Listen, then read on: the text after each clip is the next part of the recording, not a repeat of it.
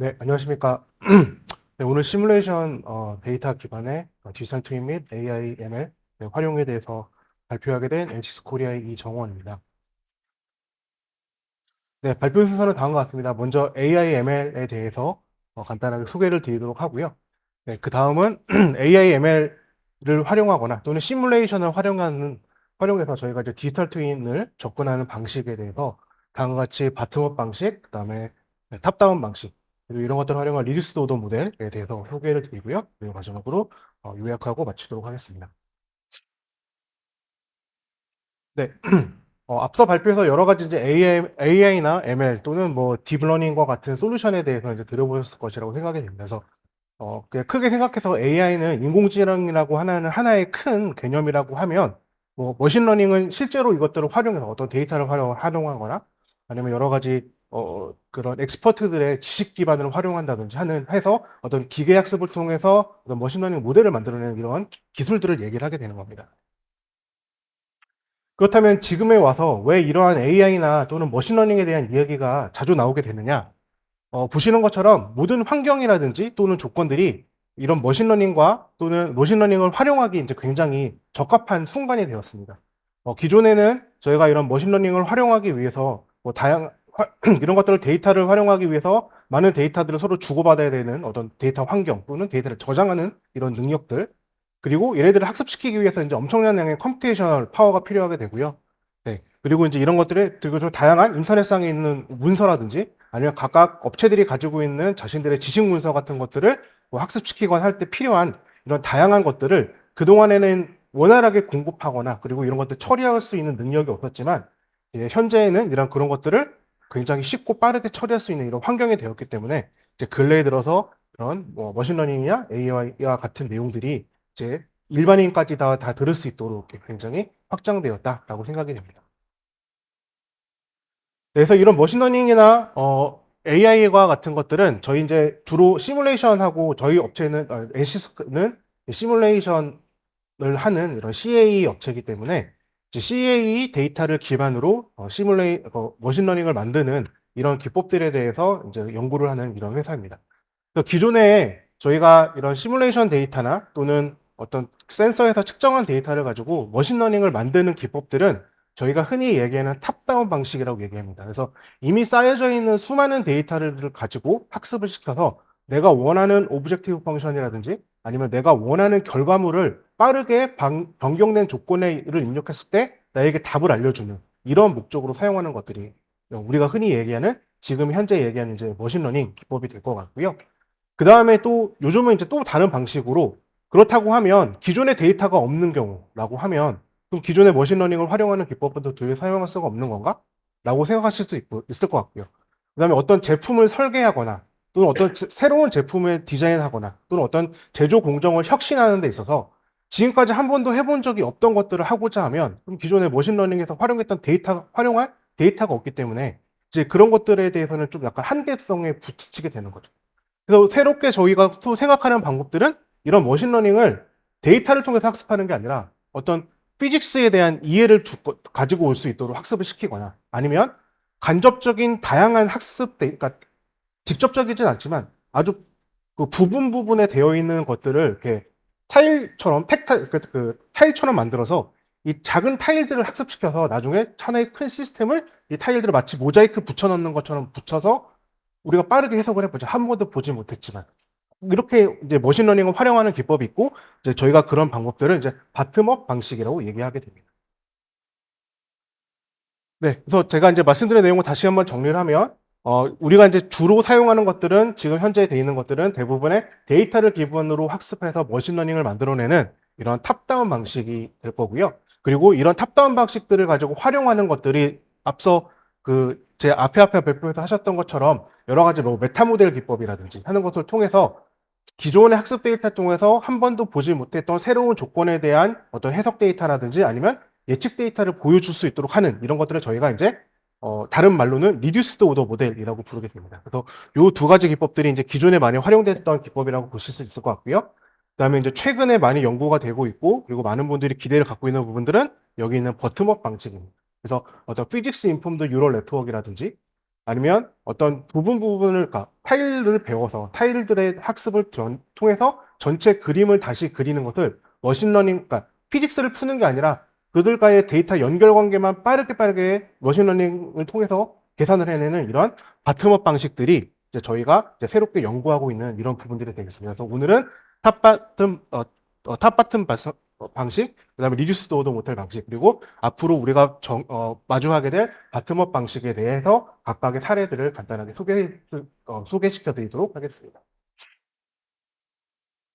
네, 먼저 탑 바텀 방식입니다. 그래서 탑 바텀 방식은 우리가 흔히 얘기하는 머신러닝이라고 보시면 될 것 같아요. 이 머신러닝을 하는데 어, 우리가 이제 흔히 얘기해서 시뮬레이션 데이터를 가지고 머신러닝 하실 수도 있고요. 그 다음에 실제 계측 데이터, 즉 센서를 활용한 그런 센서 데이터를 활용해서도 머신러닝을 하실 수가 있습니다.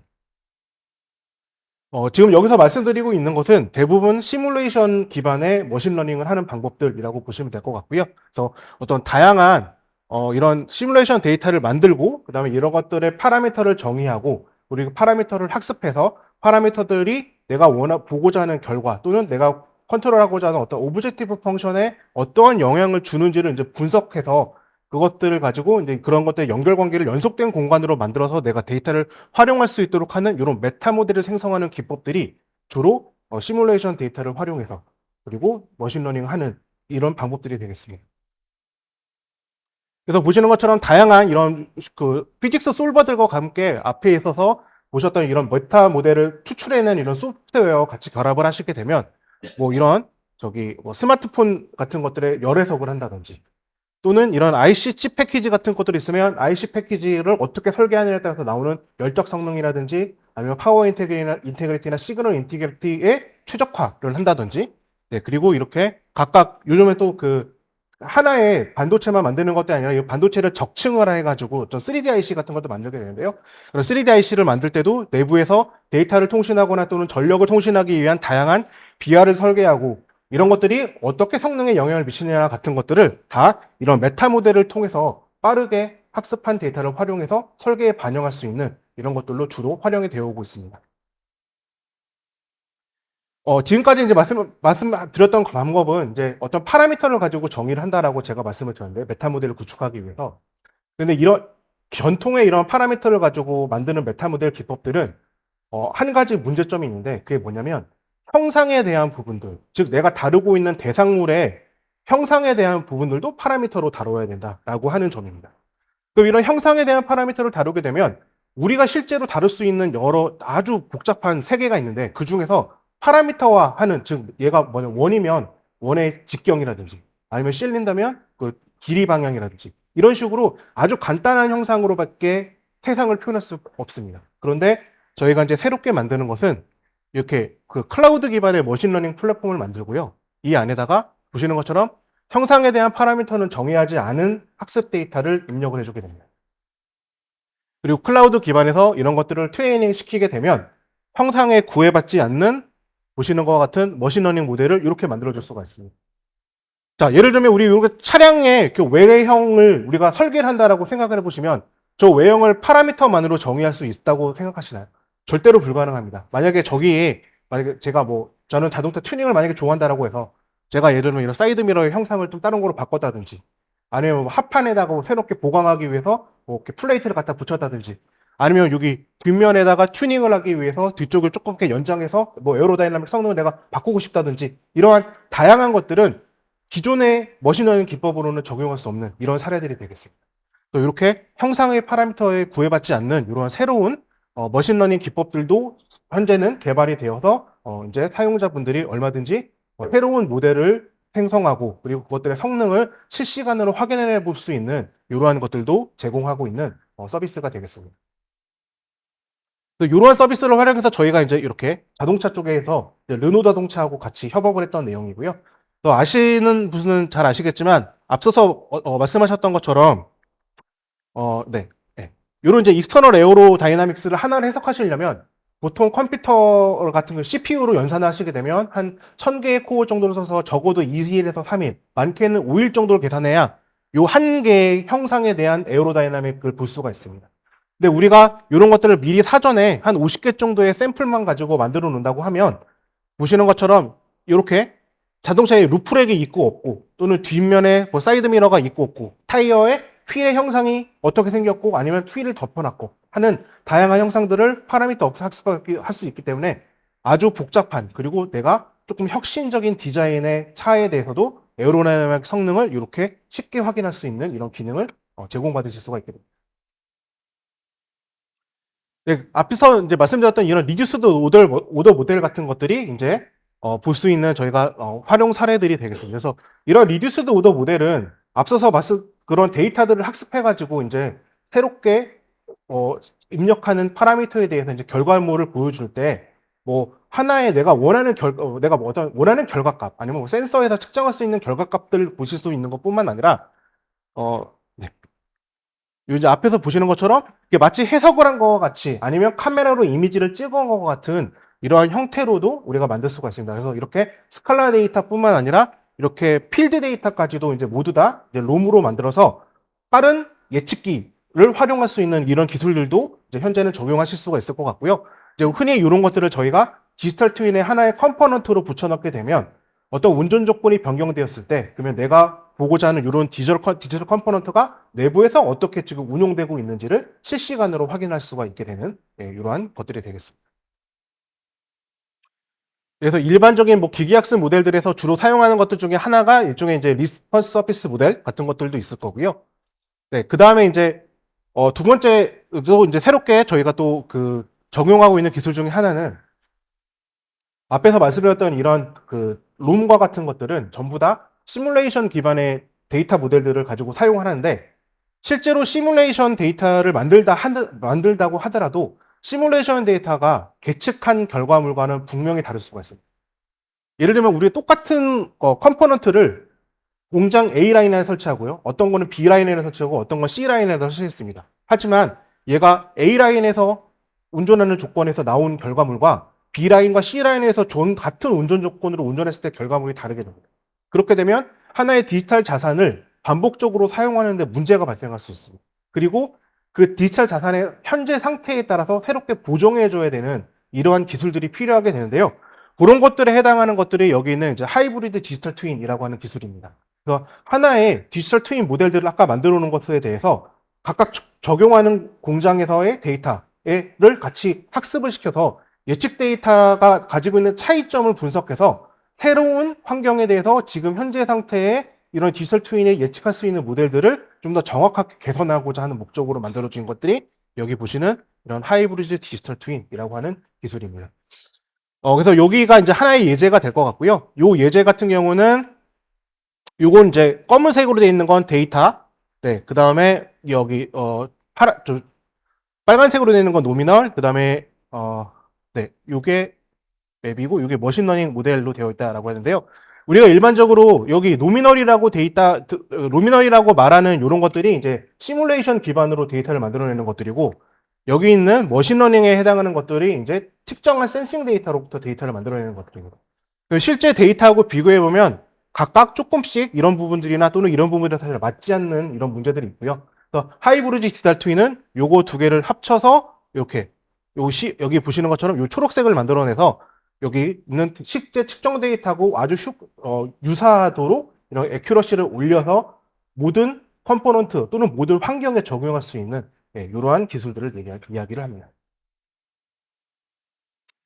네, 마지막으로 이제 우리가 이제 머신러닝 모델의 이제 미래라고 할 수 있는 버텀업 방식에 대해서 설명을 드리도록 하겠습니다. 이 버텀업 방식 같은 경우는 현재 제품으로 출시된 것들은 아니고요. 아직 현재 저희가 이제 연구하고 있는 단계고, 그리고 많은 연구소들이나 또는 업체에서도 이런 방식으로 만들어내기 위해서 현재 많은 노력을 하고 있는 이런 파트가 되겠습니다. 네, 첫 번째는 우리가 어떠한 이런 유동 해석이나 또는 구조 해석을 할 때 풀어줘야 되는 방정식들이 있는데 그런 방정식 자체를 머신러닝화해서 빠르게 예측하는 이런 것들을 얘기합니다. 그래서 기존의 머신러닝들은 이런 것들을 미리 계산을 다 해놓는 거죠. 다양한 형태에 대해서 이런 실린더의 직경이라든지 아니면 주변의 유동장의 속도라든지 온도나 압력에 대한 것들에 대해서 다양한 조건들에서 사전에 학습을 하고 그 다음에 걔를 가지고 머신러닝을 만들고 그 다음에 새로운 조건을 입력해가지고 결과물을 예측하는 거라고 하면 얘는 그런 것들이 필요 없습니다. 이런 것들에 대해서 미리 어떤 뭐 임의의 어떤 형상의 일부를 가지고 이렇게 박스 타입으로 해서 예측해서 각각의 박스를 학습합니다. 또 이 학습한 박스들을 새롭게 내가 예측하고자 하는 이러한 지오메트리에 대해서 박스 공간을 복셀로 나누고 그 복셀 안에서 주고받는 다양한 물리량들만 서로 잘 맞도록 매칭시켜주는 방식으로 예측을 하는 이러한 방식을 이야기합니다. 그래서 얘는 사전 학습이 필요 없고요. 그 다음에 모든 사람들이 공용으로 쓸 수 있는 데이터를 누군가가 만들어서 입력만 해주기만 하면 그 다음에 고객분들이나 다른 사용자분들은 내가 데이터를 미리 마련할 필요 없이 바로 나의 제품에 대한 결과를 빠르게 볼 수 있는 이런 기술들을 의미하게 되겠습니다. 저희가 이제 이런 것들에 대한 응용 사례로 하나를 이제 예측한 사례를 말씀드리면 보시는 것처럼 이런 자동차 주변의 유동장을 이제 예측하기 위해서 저희가 학습시킬 때는 이런 실린더나 아니면 이런 원 두 개를 붙여놓은 거 아니면 이런 자동차인데 좀 귀엽게 만드는 거 뭐 이렇게 박스에다가 동그랗게 달아놓은 거 그다음에 아주 그냥 장난감처럼 생긴 자동차와 같은 것들을 가지고 학습을 시켜서 뭐 예를 들면 이런 엣지를 돌아갈 때 어떠한 유동 패턴이 발생하는지 이런 라운드를 돌아가거나 또는 이런 밑에 부분에서 이런 캐비티 같은 것들이 있을 때 그 안에서 유동이 어떻게 발생하는지와 같은 아주 부분의 피직스의 형상들을 가지고 이런 복스를 학습시키고 나서 그것들을 한 번도 보지 못한 이런 실제 자동차 형상에 대해서 비교를 했을 때 과연 얼마나 예측을 잘 할 수 있느냐를 저희가 검토한 사례고요.